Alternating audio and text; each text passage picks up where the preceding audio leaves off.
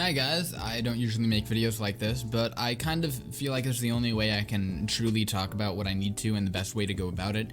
And if it isn't obvious enough, I'm going to be talking about why you shouldn't buy a pre-built computer.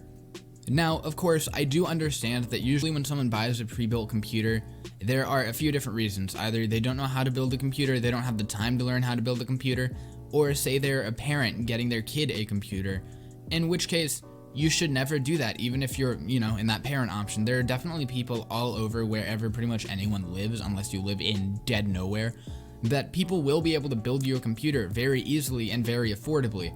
But if you go to any of these websites, there are random price increases in places where there really shouldn't be. So if we look at personally my least favorite type of computer, or at least company, which is Digital Storm and I guess Aventum X, at least that's what they call their computers, they just scam you essentially. These computers are just very, very overpriced, and if you just simply put any of this into a PC part picker, you can easily build them for so much cheaper.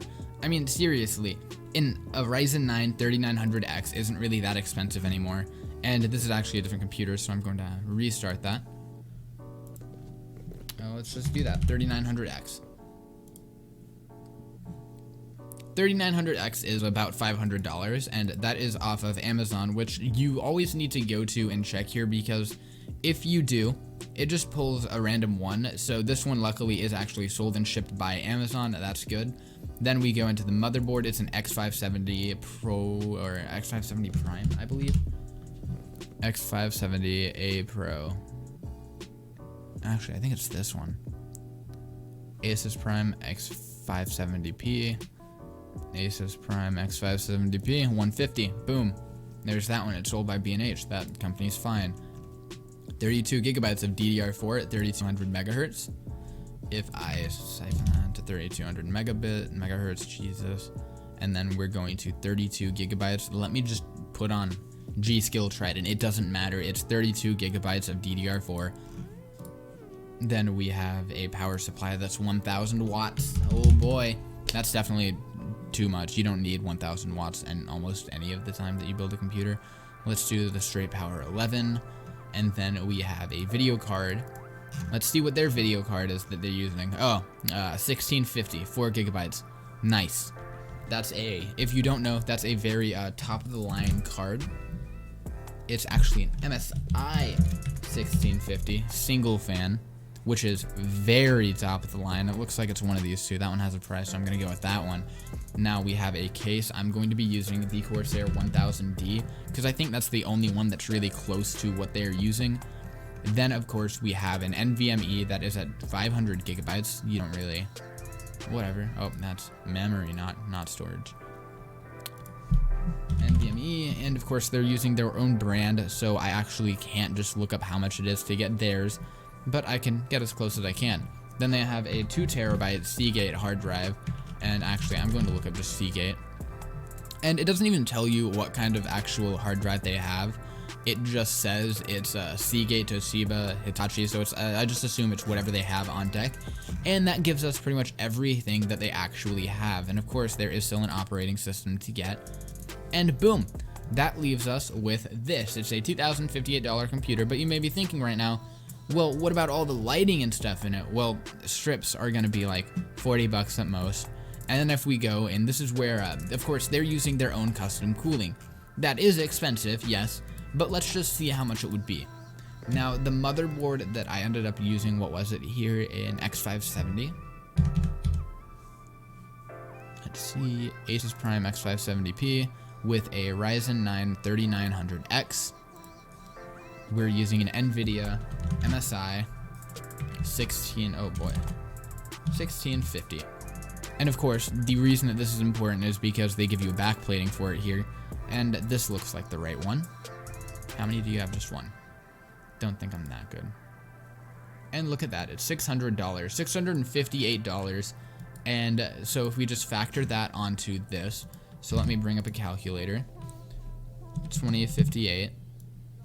0.91 plus 658, is that what it was? Let's see. Yeah.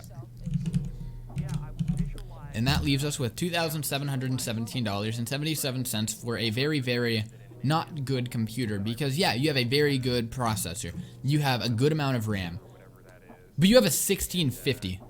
That's terrible for a graphics card, especially even at that price of what, like 130 bucks, 160. I'm sorry, I was off by $30. You can easily swap that for so many other cards for just a bit more money that you just should never go with that.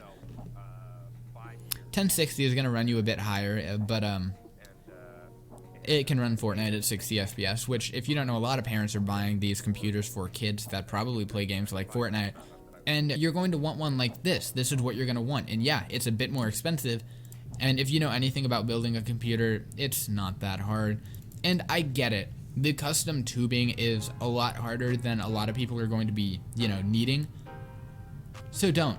If you're building your own computer, you don't need custom liquid cooling or anything. You can just go with a simple AIO, you can just go with basic fans. You're never really going to run a computer too hot as long as you just have the right amount of fans and you put on your CPU cooler properly. It's not hard. And companies that think that this is how much it should cost, yeah, it's just crazy. And my biggest concern with this website is that they make it very obvious that one of the ways you can pay with this is by financing it, which means that you're paying so much a month with an APR.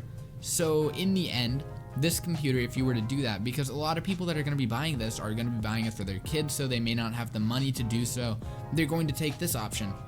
If we just look at this, 36 months, and you're paying $105.92. I don't really know why I'm doing it here, but yeah, let's just look at how much that is. You're paying almost $600 more just to get it right then.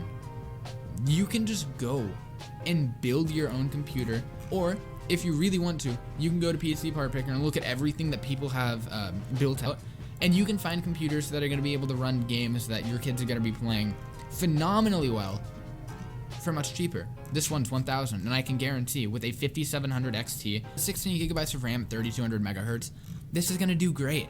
$1,030. Now, yes, you do have to put it together, but you don't need to overpay for something like a 1000 watt power supply. You get one that's going to be able to power the computer, and you're good.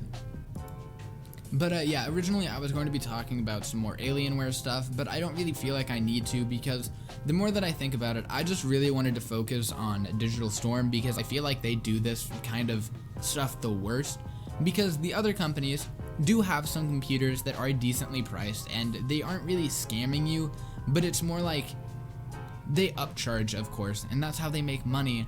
But this website does it the worst. I don't care who you think you are. You don't need to spend an extra, you don't need to make people pay an extra $500 so you can build them their computer that they're paying already like $1,000 over for. It's just bad.